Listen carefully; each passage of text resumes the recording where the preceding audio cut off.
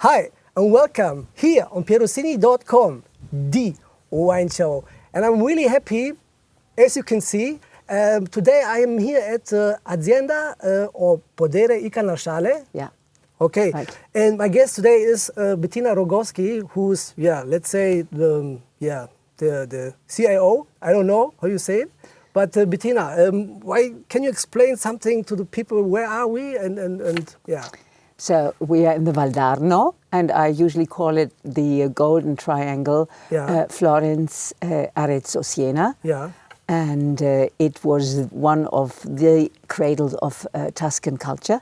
Okay. And we are here and perhaps you see in the background how beautiful it is, the big valley. We are at a height of 450 meters. And there's a farmhouse in front of you. Yeah, you see it in the pictures. Yes. And below the farmhouse, there's a wine cellar. And in front of the farmhouse is our vineyard, one of our vineyards. So it is the winery called Podere Il Carnasciale. Okay. And I'm the owner.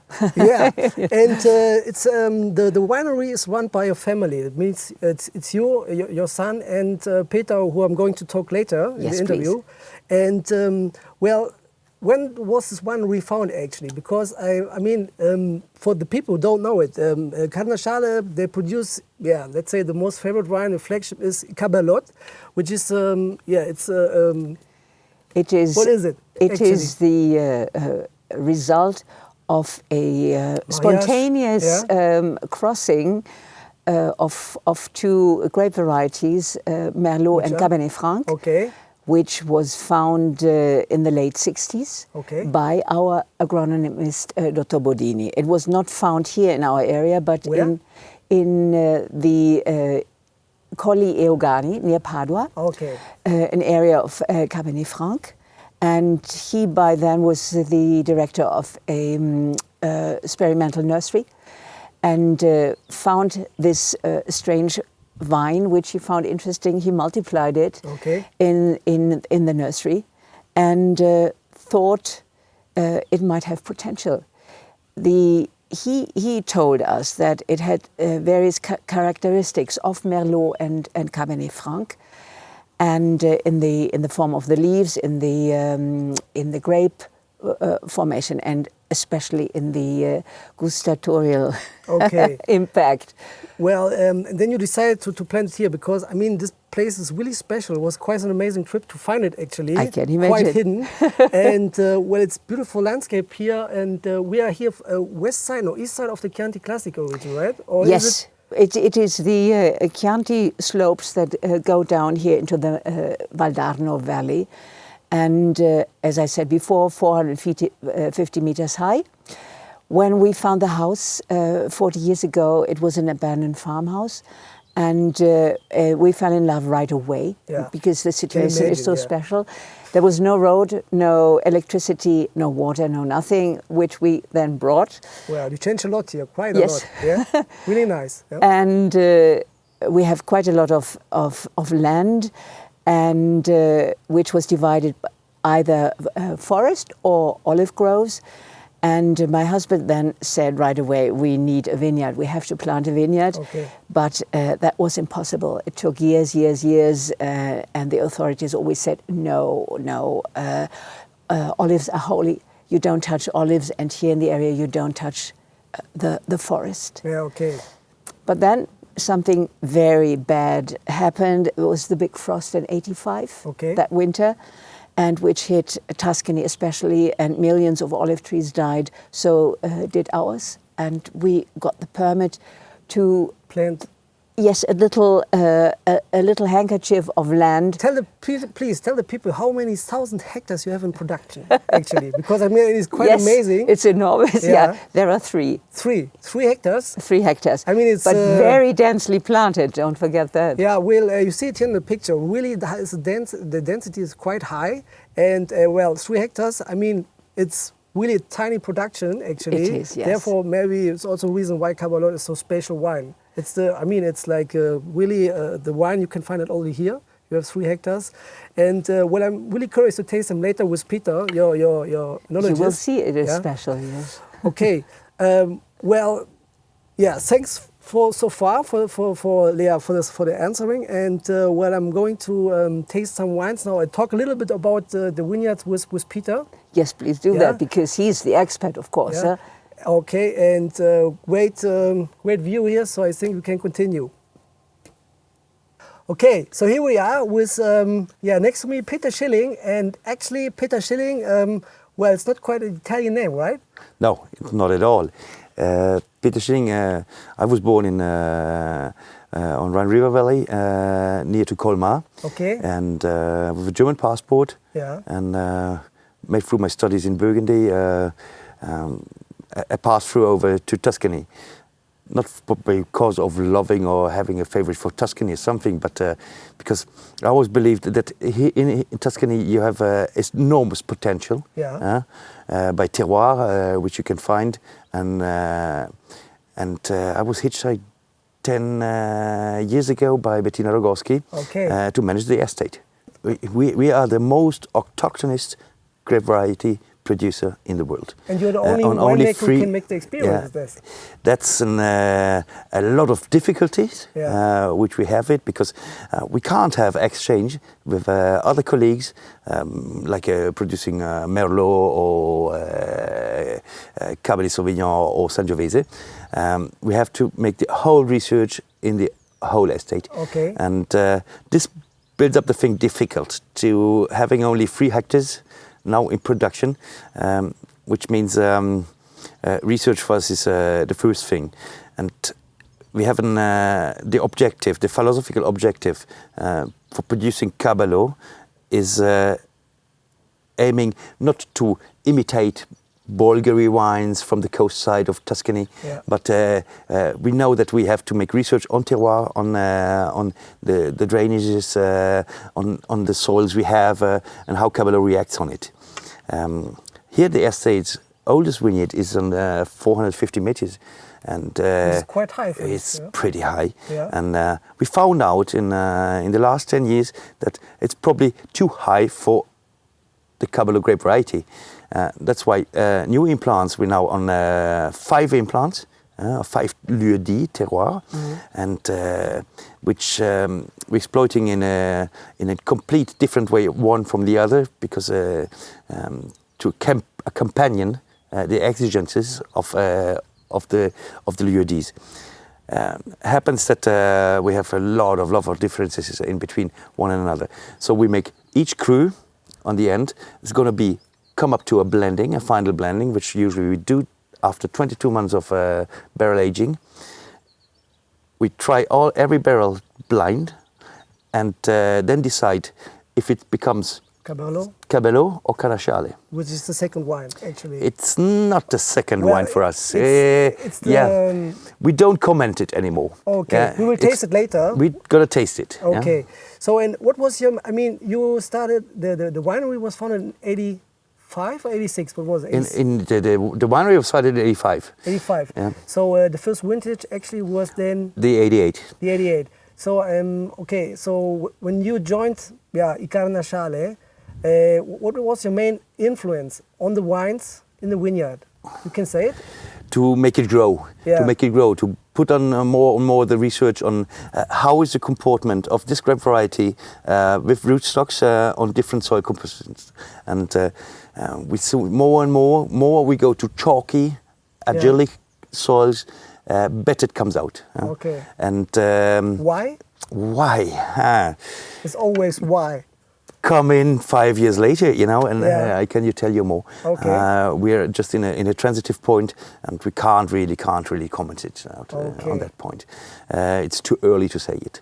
Okay. You could taste it, but it's too early to say it, because we have to make recipes, and with our practicants who come all over the world, and the important thing is to find out more on that. So Peter, what's the philosophy about regarding the wines? You for me will be the second time actually to taste Cabernet. But is it you like to produce like blockbusters, or are you trying more to find the elegant style? Not at all. No? I'm Burgundy trained, so I like the elegant style, and I think we have the potential here in central Tuscan to produce elegance. And so the aim is elegance. For me, a good wine has to go like a bow, you know, bit the string and dang, and have to go immediately to your brain. There are some regions in the world you can make and it goes like this, but it has to be an immediate impact. This isn't quite intellectual approach for wine knowers. We know this is not a commercial decision to do wines in that way. But when you have only 3 hectares and making such a few of wine for 22 countries in the world, you don't need commercial interests.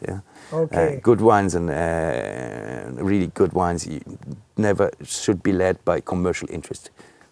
Okay, Peter. So I think it's time for to try it. To try these wines, and I'm really curious. So well, here in the camera, it's it's a vintage. What is it? 2009. 09. And well, actually, you said it. It's like it's the variety Caberlot. I see. Tell me something about the treatment in the cellar, like the vinification. Something special, or? I'm aiming for a micro-invasive oenologist. Okay. And this means we are using no selected yeast. When we're using sulfides just in a so small amount that is just the wine it needs for going his aging process in a perfect way. And we're making punch down by hand. Okay. We make macro oxygenation by injecting oxygen 1 or 2 times a day, but we want the man contact with the grape skins and everything. Most important thing we do is to have an extreme precisely field work. And we're picking the grapes by pincettes. So our picking team is 15 persons for 3 hectares, and we need sometimes 3 weeks. You pick? I don't like table de tri. So we pick, we turn the grape even 4 times around, and we pick out with pincettes. We have pruning scissors made like pincettes. We pick out every impurity. There's a rule in our houses: what you don't want to take in your mouth, you don't put into the cellar. And that's what most of this takes time. This makes suffer a lot in bad years when we have fight botrytis, and we see a lot of grapes by the ground. But so even here we have no commercial interest when you want to make our aim to make big wine and great wine. It's no concession at all at your quality improvement. Well, and this wine stays in French oak or barriques or in Grande Botte, or do you? Grande Botte, I think we see it in a picture. The cellar is actually quite tiny. Yes, extremely tiny. And what we do up to now, we work 100% new wood and only French wood.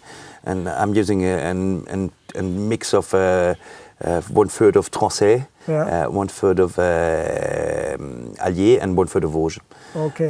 If found out by a medium toasting, so we don't want the toasting on the barrel just influences too much on the wine quality. This way, it's part of the research to learn about Caberlot, to learn about on that terroir, Caberlot can do this. So we want to make an influence. We're into these transition phases. Maybe that in 10 years we learned about more. We're going to change a bit the impact, even on the world or something else. Yeah, obviously. But we just don't know. Okay, so Peter, let's go ahead with this wine. Well, actually, the color is really brilliant. It's really beautiful. It's like it's like, say, deep garnet, red colored. Well, and I like the transparency. Yes. Well, it's not like the huge dark colored. Well, it's quite, also it's a little bit windy, blowing a little bit into the glass, but you can directly sniff it. The aroma is quite open, the wine just. Well, it's a lot of now curve, you find out why, because it's not a second wine for us. It's in selection. It's more the selection of the more opened up barriques, which we suppose that they can't age that much. So we put it into the normal bottle and make Carnasciale out of it. Caberlot is an interesting. Also, but Caberlot, we bottle only the magnums and very few double magnums. So it never sees a normal bottle. Okay, we will see it later. Well, actually, this wine reminds me There's a lot of freshness in the nose. You have lots of red and dark berries, but more on the red berry side. But it's quite complex with quite spicy also. The spiciness is one of the itineraries of Caberlot. You have these white pepper aromas. You have this, and this makes it unique. It's more on the side of Cabernet Franc, and it's less on the Merlot part. We really don't like the Merlot part, and but fortunately, it has more this Cabernet Franc part. Wow, and it's super structured. Wow, really. You like this? Yeah, it's like let's say the tannins, quite high tannins. Let's say quite fine tannins, high quality tannins. Really refreshing acidity. It's quite, and there is also something more, like let's say minerality. I don't know, something which is really vibrant in this wine, which makes it really lively. Wow, it's and full of fruit. It's really juicy. It's not like the fat one. It's really elegant, like you said before. Yes. Yeah, that's what we were all going for.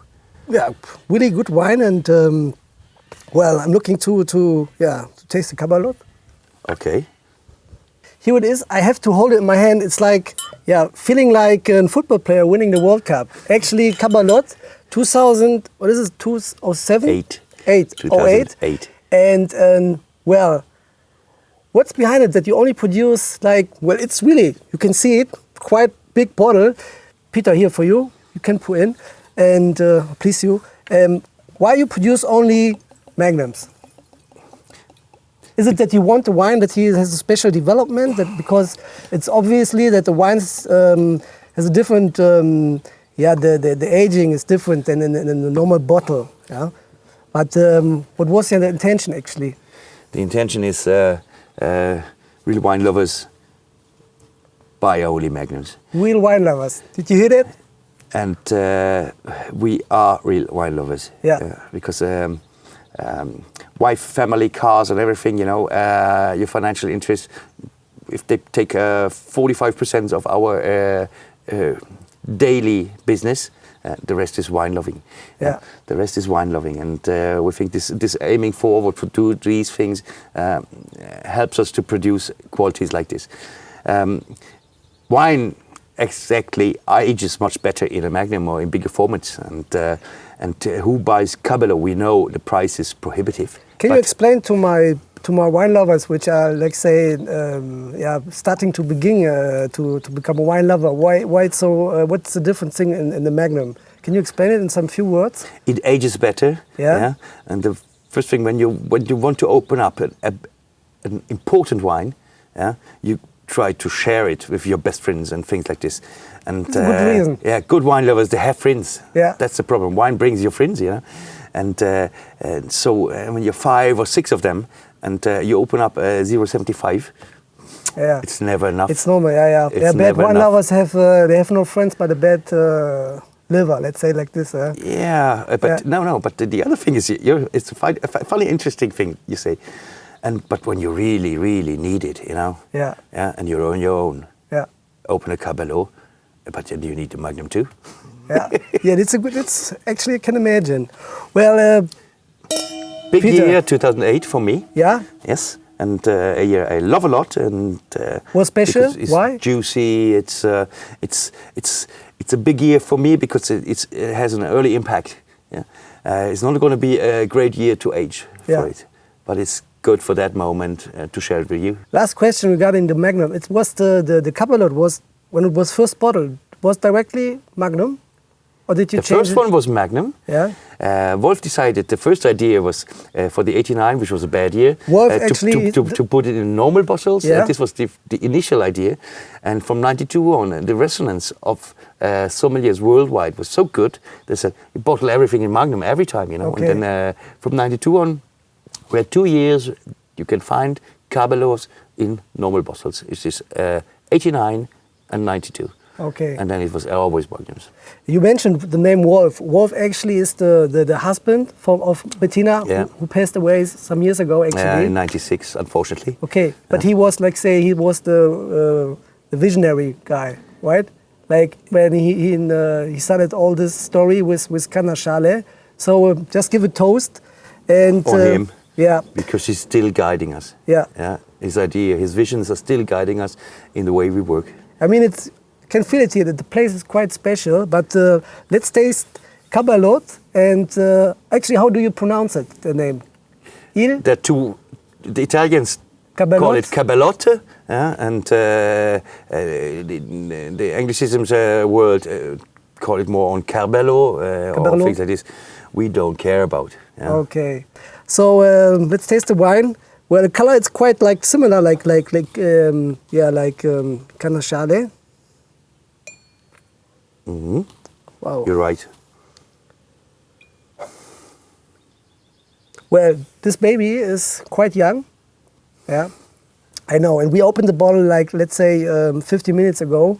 So, but it's beautiful, elegant, fragrant, lots of bradberries, some kirsch and many spice like rosemary, like you have it here in the vineyard all over. Mm.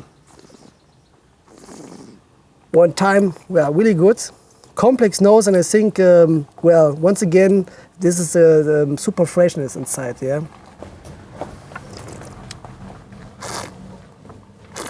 No.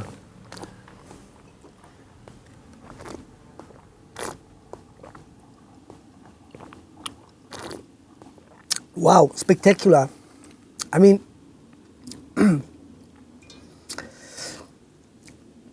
yeah, quite dense. Dense in sense of the intensity, but really juicy, really fresh, really, like, once again, I think the frecce, how you say frecce, the bow. Yeah. Wow, super structured, really great tannins, and it lingers so good, right? And it's okay, in this stadium, quite young, but compliments, yeah. Wow. Thank you very much. Yeah. Well, because the wine we do for you, yeah. But if we love it, each other's, you know, then it go even perfectly, you know, for everybody. Well, but you feel it really. It's like the first one. You have it directly in the mouth. That there's something really, mad things going on, like the vibrant thing. You know, there's so many wines you taste. You have them in the mouth. They are like, they are there and they stand still. And some wines have some special. This one is special. Yes. Yeah. Yeah. Thanks a lot that you had time for me. Actually, also to Bettina. It's a great experience to visit this winery. Actually, this tiny winery, which is like 3 hectares, incredible, produce incredible stuff. Really, like this is not a super. It's like a mega Tuscan. I don't know. I don't like these words, but this is a really special wine. And once again, compliments. Wish you all the best and for the future. I don't think that you miss Germany so much, or do you? And my wife is Sicilian, and you know, she said I don't miss Germany that much. And making Caberlot, makes me also a little bit of traveling sometimes. Okay. Even if it's the son of Bettina, who travels more than me because he's taking part of the communication part, Moritz. And I'm more of the production part. But the important fairs, the wine fairs, I'm there, you know. But it's more for trying the wines of the neighbors, you know. Yeah. And not for the only one, to learn about them, you know, and their movements. And it's not a miracle to make something special. But I invite everybody who can see this and to show in. But it's not easy to find us because we won't be found, you know. Okay. You know it, and I picked you up this morning. I won't tell it, so I keep the secret. And well, this was it. This was the let's say the video blog with Il Carnasciale. And I hope that you enjoyed it. And see you in the next clip.